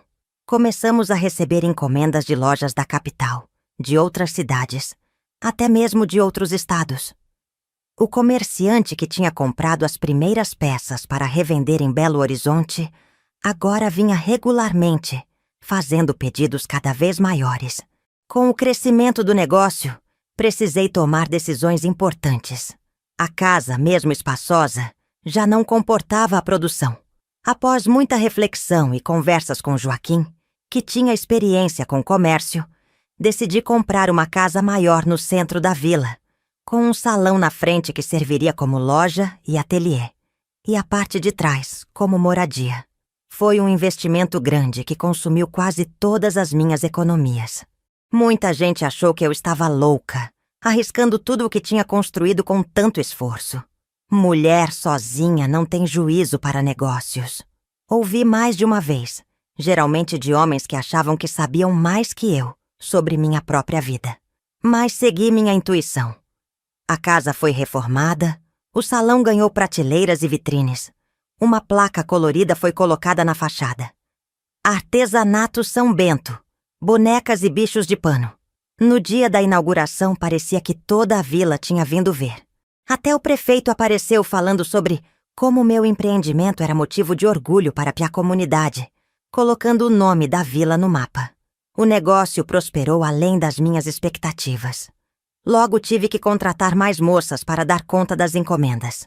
O que começou como um trabalho solitário para sobreviver à viuvez tinha se transformado numa pequena empresa que dava emprego a quase 10 pessoas, a maioria mulheres que, como eu, precisavam se sustentar por conta própria. Foram anos de trabalho duro, de aprendizado constante, de erros e acertos. Mas também foram anos de realização, de ver algo que criei com minhas próprias mãos crescer e florescer. De saber que as bonecas e bichos que saíam da nossa oficina levavam alegria para crianças, decoravam lares, tornavam-se parte das memórias afetivas de famílias inteiras. E em meio a tudo isso, claro, estava Max. Meu fiel companheiro já não tão jovem, o pelo branco aparecendo aos poucos no focinho e ao redor dos olhos. Ele me acompanhava para todo lado. Tinha seu cantinho especial na loja, onde recebia carinho dos clientes e migalhas de biscoito das crianças. Às vezes, quando olhava para ele, deitado ao sol no quintal, pensava em como aquele cachorrinho assustado, que bateu à minha porta numa noite de chuva, tinha mudado minha vida. Como seu amor incondicional tinha me ensinado a abrir o coração novamente, a confiar, a amar sem medo. Como sua presença constante tinha preenchido um vazio que eu nem sabia que existia. E foi pensando nisso que tive outra ideia. Por que não criar uma linha especial de bichos de pano para doação? Para cada 10 vendidos, um seria doado para crianças que, como eu na infância, nunca tinham tido um brinquedo próprio. Crianças de orfanatos, de hospitais, de famílias muito pobres. As primeiras doações foram para o orfanato da cidade vizinha, onde viviam cerca de 20 crianças. Fui pessoalmente levando uma caixa cheia de bichinhos coloridos, cada um com uma etiqueta bordada. feito com carinho pelas artesãs do São Bento. Ver os olhos daquelas crianças brilhando ao receberem, talvez, o primeiro brinquedo da vida. Não há palavra que descreva o que senti. A vida seguia seu curso, com altos e baixos como qualquer outra. Tive problemas, claro. Fornecedores que não cumpriam prazos, funcionárias que saíam sem aviso, concorrentes que tentavam copiar nossos modelos. Houve uma enchente que quase destruiu a loja. Um incêndio que danificou parte do estoque. Uma época de recessão que diminuiu drasticamente as vendas. Mas enfrentei cada problema com a mesma determinação que me fez sobreviver à infância difícil, ao casamento frustrado, à viuvez precoce. A cada obstáculo, lembrava da força das mulheres do Rio, do conselho de Marcolina sobre nunca desistir, do exemplo de persistência de Joaquim. E seguia em frente. Os anos foram passando. As rugas começaram a aparecer no meu rosto. Os cabelos a embranquecer. Completei 40, 50 anos. Visitava Joaquim regularmente, via os sobrinhos crescerem, se formarem, casarem, terem seus próprios filhos. Aninha continuava sendo um mistério. Uma ausência que doía, mas que aprendemos a aceitar. E então, quando eu tinha por volta dos 55 anos, recebi a notícia que tanto temia. Max, meu companheiro fiel por quase 15 anos, estava doente. O pelo, antes brilhante, agora era opaco. Os olhos vivos estavam embaçados pela idade. As pernas que corriam com tanta energia, agora mal conseguiam sustentá-lo. O veterinário da cidade vizinha que vinha atender alguns animais da vila de vez em quando, foi direto. Dona Madalena, ele já está velho. É natural. Não há muito o que fazer, além de mantê-lo confortável pelo tempo que lhe resta. Aquelas palavras caíram como pedras no meu coração. Sabia que Max não viveria para sempre, mas não estava preparada para me despedir. Ele tinha sido minha família quando não tinha mais ninguém. Minha razão para levantar da cama nos dias mais sombrios. Meu motivo para sorrir quando tudo parecia sem esperança. Nos dias que se seguiram, dediquei-me inteiramente a ele. Deixei a loja sob os cuidados de Toninha, que já era como uma filha para mim, e passei cada momento possível ao lado do meu velho amigo. Preparava comidas especiais que ele ainda conseguia comer, carregava-o no colo para pequenos passeios no quintal, dormia no chão ao lado dele quando o esforço de subir na cama se tornou grande demais. Uma manhã, acordei e percebi imediatamente que algo estava diferente. Max estava deitado no seu cantinho habitual, mas não levantou a cabeça para me olhar como sempre fazia. Aproximei-me devagar, o coração apertado, e vi que ele tinha partido durante a noite. Parecia estar dormindo tranquilamente, o corpo sem mais dor ou sofrimento. Chorei como não chorava desde a morte da minha mãe. Um choro profundo, visceral, que vinha das entranhas. Chorei pela perda do meu melhor amigo, do ser que tinha me amado incondicionalmente por tantos anos. Chorei pelo tempo que passou rápido demais, pelas coisas que não disse, pelos passeios que não fizemos. Enterrei Max no quintal, debaixo da mangueira que ele tanto gostava de se deitar nas tardes quentes. Plantei um pé de dama da noite ao lado, para que as flores perfumadas lembrassem a doçura que ele trouxe para minha vida. Coloquei uma pequena placa de madeira, entalhada por mim mesma. Max, meu melhor amigo, meu maior amor. O luto por Max foi diferente de qualquer outro que tinha vivido. Não era uma ausência ruidosa como a da minha mãe, nem uma perda complexa como a de João.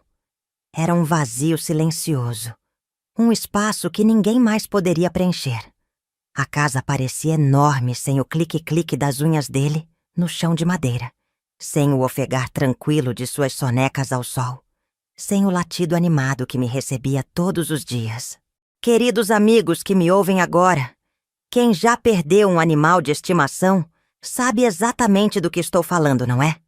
Essa dor que muitos não entendem, mas que é tão real quanto qualquer outra. Esse vazio que fica quando partiu aquele que nos amava sem condições, sem julgamentos, sem esperar nada em troca além de um pouco de comida e muito carinho. Se você já sentiu isso, saiba que entendo sua dor. E se está passando por isso agora, lembre-se que, como todas as dores, essa também vai se transformar com o tempo. Não vai embora completamente, mas fica mais suave, mais doce. Um lugar de saudade em vez de sofrimento. Na semana após a partida de Max, quase não saí de casa. Não tinha ânimo para nada, nem mesmo para as bonecas que sempre foram meu refúgio. As moças da loja se revezavam para me trazer comida, para verificar se eu estava bem, para tentar me tirar daquele estado de tristeza profunda. Foi Marcolina, agora uma senhora de quase 80 anos, mas ainda lúcida e forte, quem me trouxe de volta à vida. Numa tarde, ela apareceu sem avisar. Entrou na minha casa como um furacão e abriu todas as janelas, deixando o sol e o ar fresco entrarem. "Chega de ficar murcha igual flor sem água, Madalena", ela disse, puxando-me pela mão até a varanda. "A vida continua. Seu cachorro viveu bem, foi amado, partiu sem sofrer. É o ciclo natural. Agora levanta essa cabeça e volta pro mundo, que tem gente precisando de você." Marcolina sempre teve esse dom de dizer exatamente o que precisávamos ouvir, mesmo quando não queríamos ouvir. E ela estava certa, como sempre. A vida continuava. Havia uma loja para administrar, funcionárias que dependiam do trabalho, clientes esperando encomendas, crianças que ficariam felizes com os bichinhos que eu criava.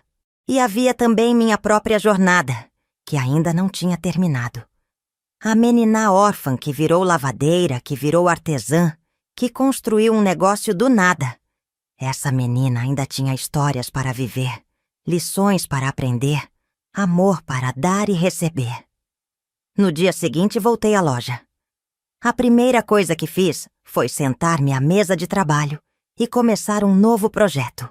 Um cachorrinho de pano especial, não para vender, mas para mim mesma. Um Max de tecido com os mesmos olhos expressivos, a mesma manchinha caramelo na orelha direita, o mesmo ar de felicidade simples. Trabalhei nele por dias, colocando todo o meu amor, toda a minha saudade, toda a minha gratidão em cada ponto. Quando terminei, coloquei-o na minha cama, no lugar onde o verdadeiro Max costumava dormir. Não era a mesma coisa, claro, mas era um conforto, uma lembrança tangível do amigo que tinha mudado minha vida. E foi assim, entre lágrimas e sorrisos, entre lembranças doces e momentos de saudade aguda, que segui em frente. Porque a vida, meus queridos, é isso, uma sucessão de alegrias e tristezas, de encontros e despedidas, de inícios e fins. O importante é seguir o fluxo, como o rio São Bento que nunca para, mesmo quando encontra pedras no caminho. Foi nessa época, pouco depois da partida de Max, que recebi um convite inesperado.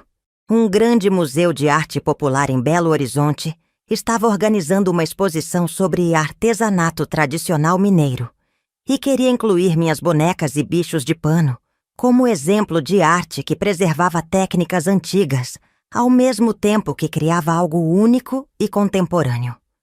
A princípio hesitei.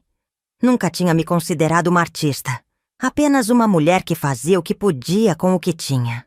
Além disso, a ideia de ver meu trabalho exposto num museu, ao lado de mestres da arte popular que admirava, parecia absurda.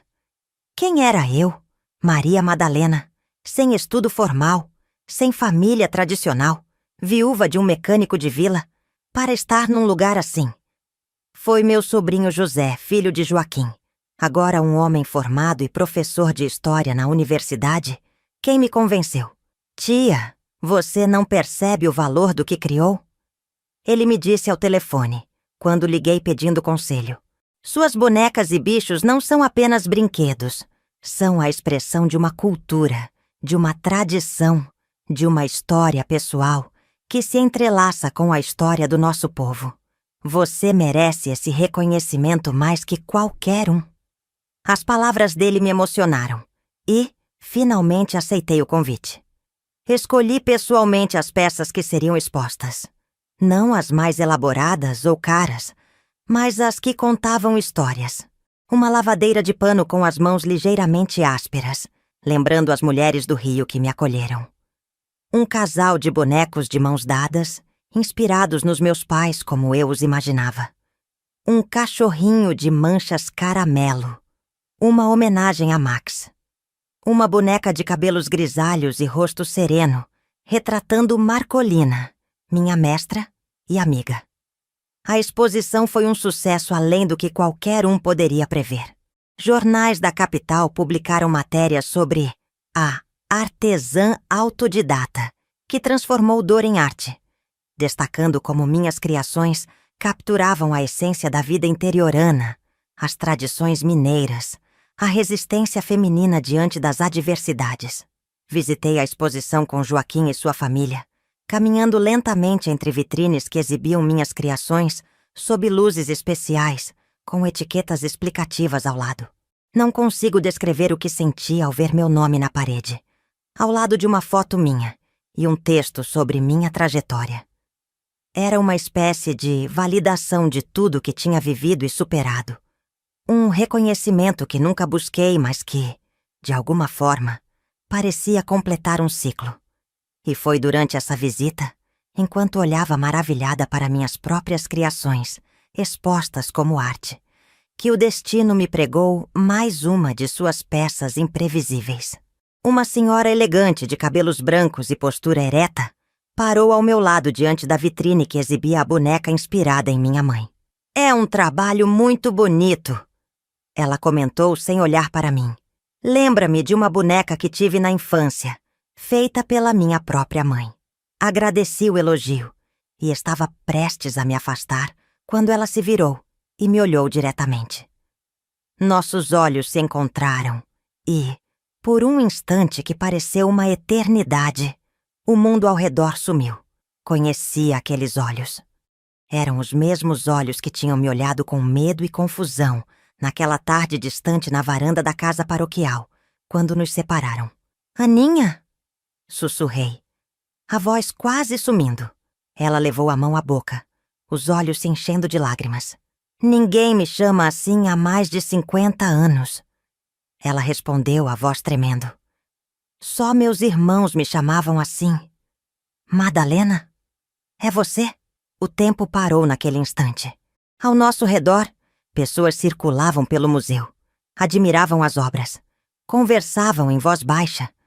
Mas para nós duas, era como se estivéssemos sozinhas no universo. 50 anos de separação, de vidas vividas em mundos diferentes, de histórias não compartilhadas. Tudo isso condensado naquele momento de reconhecimento. Abracei minha irmã como se temesse que ela pudesse desaparecer novamente. Senti seu corpo frágil tremendo contra o meu. Ouvi seus soluços abafados contra meu ombro. Era um abraço que atravessava décadas, que tentava compensar todos os abraços que não demos, todas as confidências que não trocamos, todos os momentos importantes que não compartilhamos. Meu Deus! Ela repetia, agarrando-se a mim como uma náufraga a um pedaço de madeira. "É um milagre." Eu pensei, tantas vezes eu pensei. Joaquim, que observava a cena de longe sem entender, aproximou-se hesitante. Quando olhou nos olhos da mulher que eu abraçava, seu rosto se iluminou com reconhecimento e espanto. "Aninha?" Ele perguntou, a voz embargada. "Nossa irmãzinha?" E então éramos os três, abraçados no meio do museu, chorando sem qualquer vergonha, rindo entre as lágrimas, falando todos ao mesmo tempo, palavras que mal faziam sentido. Os outros visitantes olhavam curiosos, alguns comovidos, outros constrangidos com aquela demonstração pública de emoção. Mas não nos importávamos. Aquele momento era nosso, somente nosso, um presente que o destino nos dava quando menos esperávamos. Depois que nos acalmamos um pouco, conseguimos conversar. Ana, como agora se chamava, tinha sido criada na capital por Dona Margarida, a prima distante que a levou depois da morte de nossa mãe. Era uma mulher severa, mas justa, que lhe deu educação e uma vida confortável, embora sem muito afeto. Ela nunca me escondeu que eu tinha sido adotada, contou Ana, enquanto tomávamos café na lanchonete do museu. Disse que meus pais tinham morrido e que eu tinha irmãos, mas não sabia onde estavam. Quando eu perguntava, ela mudava de assunto. Dizia que era melhor esquecer o passado e olhar para frente. Ana estudou em bons colégios, formou-se professora, casou-se com um médico, teve 2 filhos. Viveu uma vida privilegiada, tão diferente da minha e da de Joaquim. Mas algo sempre faltou. Suas raízes, sua história, a conexão com quem ela realmente era. Sempre senti esse vazio, ela confessou, os olhos marejados. Como se uma parte de mim estivesse faltando. Nos aniversários, no Natal, em momentos importantes, eu pensava nos meus irmãos, imaginava como seriam, onde estariam, se ainda se lembravam de mim. Foi o acaso, ou talvez o destino, que a trouxe ao museu naquele dia. Uma amiga tinha lido sobre essa exposição no jornal e sugeriu que fossem juntas. O nome Maria Madalena não significou nada para ela a princípio, pois éramos muito pequenos quando nos separaram, e as memórias que tinha de nós eram fragmentadas, mais sensações que fatos concretos.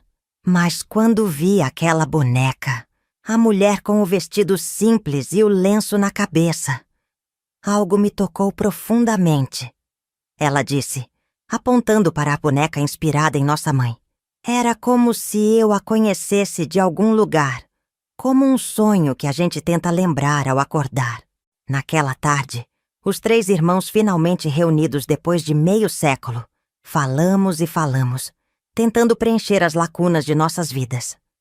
Ana quis saber tudo.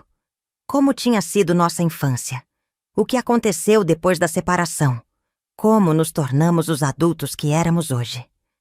Joaquim contou sobre sua vida na fazenda, o trabalho duro, os estudos conquistados com esforço, o armazém, a família que construiu. Eu falei da casa dos meus avós, do Rio São Bento, das lavadeiras, de João, de Max, das bonecas que me salvaram. Quando terminei minha história, Ana pegou minhas mãos entre as suas.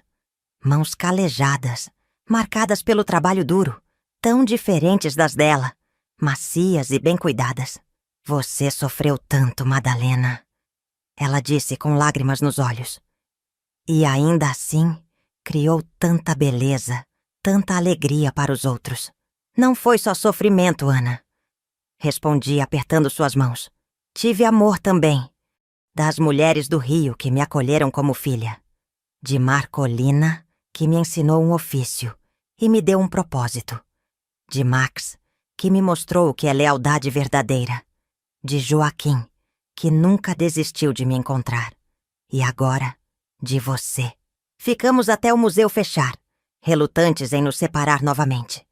Trocamos endereços, números de telefone, promessas de visitas. Ana nos convidou para conhecer sua casa na capital, para passar o Natal com sua família, para recuperar um pouco do tempo perdido. Prometemos manter contato, construir uma nova relação, criar memórias juntos dali em diante. No ônibus de volta para a vila, segurando a mão de Joaquim enquanto olhávamos pela janela a paisagem noturna que passava veloz, senti uma paz que nunca tinha experimentado antes. Era como se um círculo tivesse se fechado, como se uma ferida antiga finalmente tivesse cicatrizado por completo. Conseguimos, Joaquim! Murmurei, recostando a cabeça em seu ombro largo. Depois de tanto tempo, estamos juntos de novo. Os 3. Eu prometi, não foi? Ele respondeu com um sorriso sereno. Lá naquela varanda, quando nos separaram. Prometi que ia te encontrar, não importava quanto tempo demorasse. A vida seguiu seu curso depois daquele reencontro milagroso. Mantivemos contato constante com Ana, através de cartas, telefonemas e visitas. Conheci meus sobrinhos, agora adultos com filhos próprios, que me receberam com curiosidade e carinho. A família que foi despedaçada na infância agora se reunia em festas, aniversários, celebrações. Não podíamos recuperar o passado, mas estávamos determinados a aproveitar o presente e o futuro. A exposição no museu trouxe uma visibilidade inesperada para meu trabalho. Começaram a chegar convites para workshops, palestras, participação em feiras de artesanato em outras cidades. Meu pequeno negócio, que já era conhecido na região, ganhou uma dimensão nacional que jamais imaginei possível. Aos 60 anos, publiquei meu primeiro livro. Um manual ilustrado ensinando a fazer bonecas e bichos de pano, com histórias sobre a origem de cada peça, as técnicas tradicionais, os simbolismos dos materiais e cores. Não foi um best-seller, claro, mas encontrou seu público entre artesãos, educadores, pessoas interessadas em preservar tradições populares. Aos 65, recebi meu primeiro prêmio importante. O reconhecimento como mestre da cultura popular, concedido pelo Ministério da Cultura. Na cerimônia em Brasília, diante de autoridades e outros mestres de diversas expressões culturais, fiz um discurso simples, mas emocionado, agradecendo a todas as mulheres que me ensinaram e inspiraram ao longo da vida. Esta homenagem não é só para mim, disse segurando o certificado com mãos trêmulas. É para Dona Zefa, Juraci, Toninha e todas as lavadeiras do Rio São Bento, que me ensinaram a importância da comunidade feminina. É para Marcolina, que viu arte onde eu só via sobrevivência. É para minha mãe Aparecida, que não viveu para me ver crescer, mas cujas mãos habilidosas vivem nas minhas. E é para todas as mulheres anônimas que, como eu, transformaram dor em beleza, necessidade em criação, sobrevivência em arte. Os aplausos que se seguiram não eram para mim, Maria Madalena, mas para todas essas mulheres que representava. Mulheres que o mundo raramente nota, que trabalham nas sombras, que criam e resistem sem reconhecimento. Ao voltar para meu lugar no auditório, vi meus irmãos nas primeiras fileiras, os olhos brilhando de orgulho. Ao lado deles, Toninha e Lurdinha, agora sócias no negócio que tínhamos expandido juntas. E numa cadeira mais afastada, Marcolina, já beirando os 90 anos, frágil no corpo, mas ainda forte no espírito, que tinha feito questão de viajar, apesar da idade, para ver sua aprendiz receber aquela honraria. Às vezes, sozinha em casa nas noites silenciosas, penso naquela menina de 6 anos, chorando na varanda da casa paroquial, enquanto o destino decidia separar os irmãos. Penso na adolescente de mãos rachadas, lavando roupa no rio para sobreviver. Penso na jovem viúva, perdida e sem direção, que encontrou um novo caminho através da arte. E me pergunto, o que ela diria se pudesse ver o que se tornou? O que sentiria ao saber que, apesar de todas as perdas e dificuldades, construiu uma vida plena, significativa, cercada de amor e respeito? Vocês que me escutam agora, com suas próprias histórias de perdas e recomeços, entendem do que estou falando, não é? A vida raramente segue o caminho que planejamos. Às vezes nos leva por trilhas escuras e difíceis, por becos que parecem sem saída, por montanhas que parecem impossíveis de escalar. Mas se continuarmos caminhando, um passo de cada vez, encontramos clareiras inesperadas, vistas deslumbrantes, pessoas que nos estendem a mão quando mais precisamos. Se você está em um momento difícil agora, lembre-se, este não é o fim da sua história, apenas mais um capítulo. Se está gostando dessas histórias de vida, não esqueça de se inscrever no canal para continuar recebendo essas memórias que aquecem o coração. Cada inscrição me dá a certeza de que minhas experiências encontram eco em alguém que, como eu, conhece as alegrias e dores de uma longa jornada. Há alguns anos, Toninha, que agora administra o negócio, enquanto mantenho apenas um papel consultivo, teve a ideia de criar uma linha especial de bonecas, chamada Mulheres do Rio. São personagens inspirados nas lavadeiras que conheci na juventude, cada uma com sua história, sua personalidade suas características únicas. A Dona Zefa é uma boneca negra de cabelos brancos, com mãos sábias e um sorriso sereno, vestindo um avental com bolsos cheios de ervas medicinais. A Juraci tem um vestido colorido, cabelos soltos e está sempre em posição de dança. A Celina tem olhos tristes, mas determinados, carregando um fardo invisível com dignidade. E há também a Madalena, uma boneca de cabelos grisalhos, sentada numa cadeira de balanço, com um cachorrinho aos pés e uma expressão de quem viu muita coisa na vida, mas encontrou paz. Essa linha se tornou a mais popular de todas, especialmente entre adultos que colecionam as bonecas não para brincar, mas para expor em suas casas, como pequenas obras de arte que contam histórias de resiliência feminina. Cada boneca vem com um livreto contando um pouco da história da personagem. Não a história real, que guardo com carinho na memória, mas uma versão romanceada, que preserva a essência sem expor intimidades. Quando vejo essas bonecas nas prateleiras da loja, penso em como a vida dá voltas. Aquelas mulheres que o mundo via como simples lavadeiras, sem instrução, sem posses, sem importância, agora são imortalizadas em tecido e linha, suas histórias chegando a lugares que elas jamais imaginaram alcançar. É uma forma de honrá-las, de manter viva a memória daquelas que tanto me ensinaram. Hoje, aos 74 anos, olho para trás com gratidão. Gratidão por cada pessoa que cruzou meu caminho e deixou uma marca. Gratidão pelas dificuldades que me forçaram a ser forte, pelas perdas que me ensinaram a valorizar o que tenho, pelos desafios que me mostraram do que sou capaz. Gratidão pelas mãos que me abençoaram com o dom de criar, pelo coração que nunca desistiu de acreditar no amor, pela alma que encontrou beleza mesmo nos momentos mais sombrios. Moro sozinha na mesma casa que comprei quando o negócio começou a prosperar. Não é uma mansão, mas é um lar confortável, cheio de lembranças boas. No quintal, sob a mangueira, ainda está a pequena lápide de Max, agora cercada por flores que planto e cuido com carinho. Na sala, prateleiras exibem minhas criações favoritas, aquelas que nunca quis vender. No quarto, na mesa de cabeceira, fica o cachorrinho de pano que fiz a imagem de Max depois que ele partiu, agora um pouco desbotado pelo tempo, mas ainda cheio de significado. Não me casei novamente.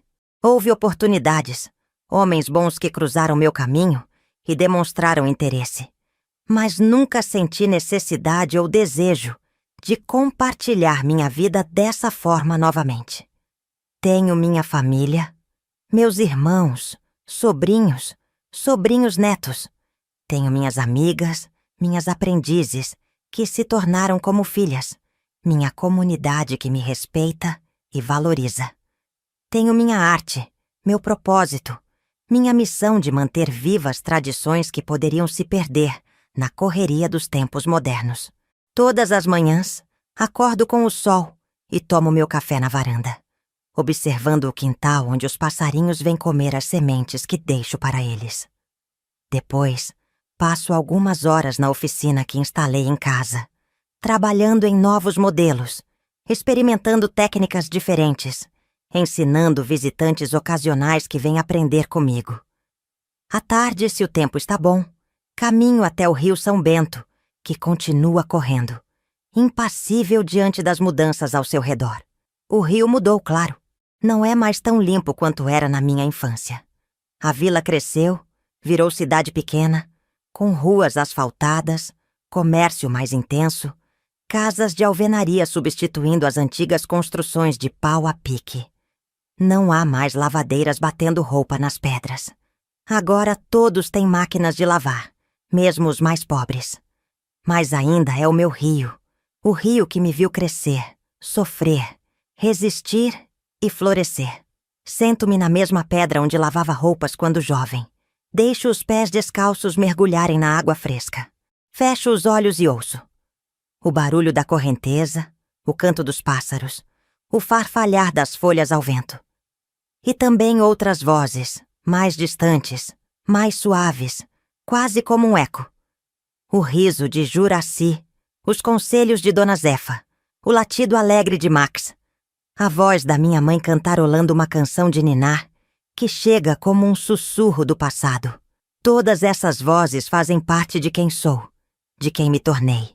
Como as águas do rio, que vêm de lugares diferentes, seguem caminhos sinuosos, enfrentam obstáculos, às vezes correm calmas, às vezes se agitam em corredeiras, mas sempre, sempre continuam seguindo em frente. A vida é como um rio. Nasce pequena, ganha volume com as experiências, se adapta ao terreno que encontra, muda de direção quando necessário. Às vezes transborda de alegria, às vezes seca em momentos de dor, mas sempre, sempre continua fluindo. E no final, deságua num oceano maior, eterno, onde todas as águas se encontram e se tornam uma só. Recentemente tive um sonho que me pareceu mais que um simples sonho.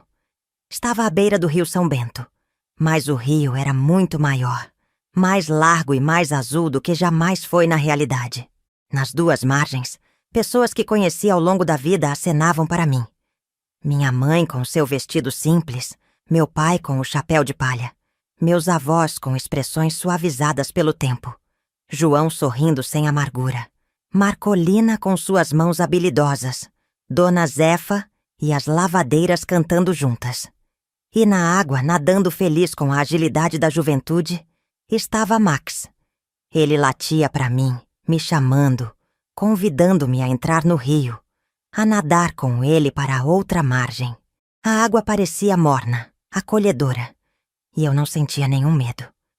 Acordei desse sonho com lágrimas nos olhos, mas não eram lágrimas de tristeza. Era uma emoção diferente, uma espécie de aceitação serena, de compreensão profunda de que tudo está interligado. Passado, presente e futuro, alegrias e tristezas, ganhos e perdas, partidas e reencontros.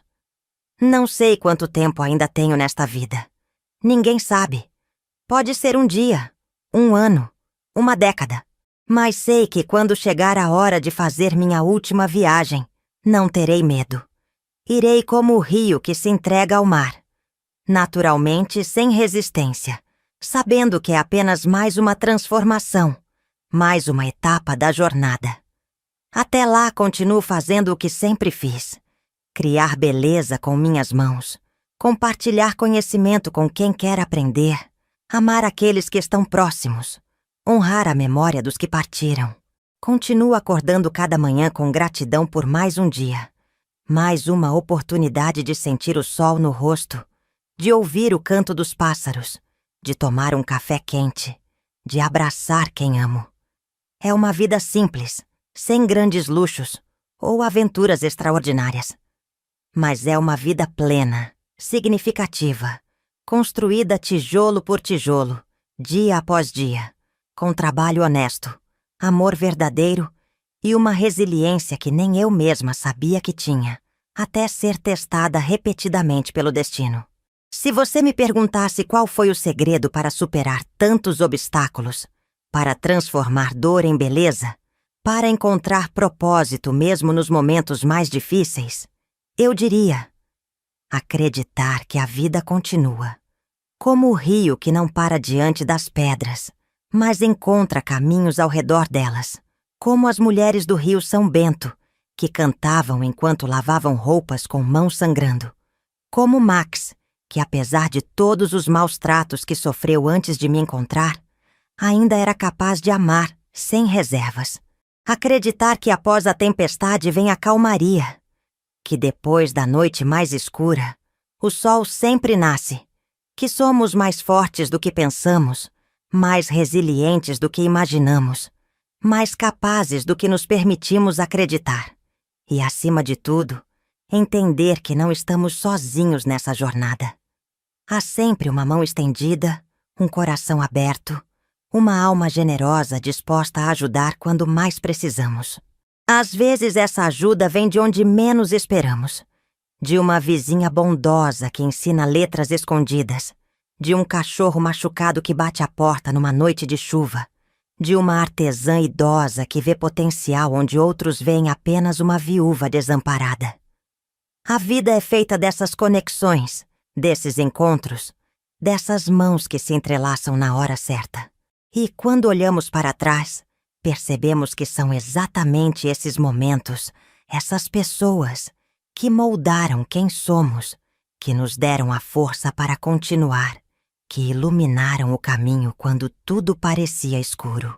Agora, sentada em minha cadeira de balanço, vendo o sol se pôr atrás das montanhas que cercam minha pequena cidade, sinto uma paz que só vem com a idade, com a experiência, com a certeza de ter vivido intensamente cada momento, de ter amado profundamente, de ter criado algo que permanecerá mesmo quando eu não estiver mais aqui. As bonecas e bichos que fiz ao longo de décadas continuarão levando alegria às crianças, decorando lares, contando histórias. As artesãs que formei continuarão criando, inovando, preservando técnicas tradicionais. As vidas que toquei, de alguma forma, guardarão um pouco de mim, assim como guardo em mim um pouco de cada pessoa que cruzou meu caminho. É assim que continuamos vivendo, mesmo depois de partir. Nas memórias que deixamos, nas histórias que contamos, no amor que compartilhamos, na beleza que criamos. Como as águas do rio que, mesmo após desaguarem no mar, permanecem no ciclo eterno da vida, evaporando para formar nuvens, caindo como chuva, alimentando nascentes que darão origem a novos rios.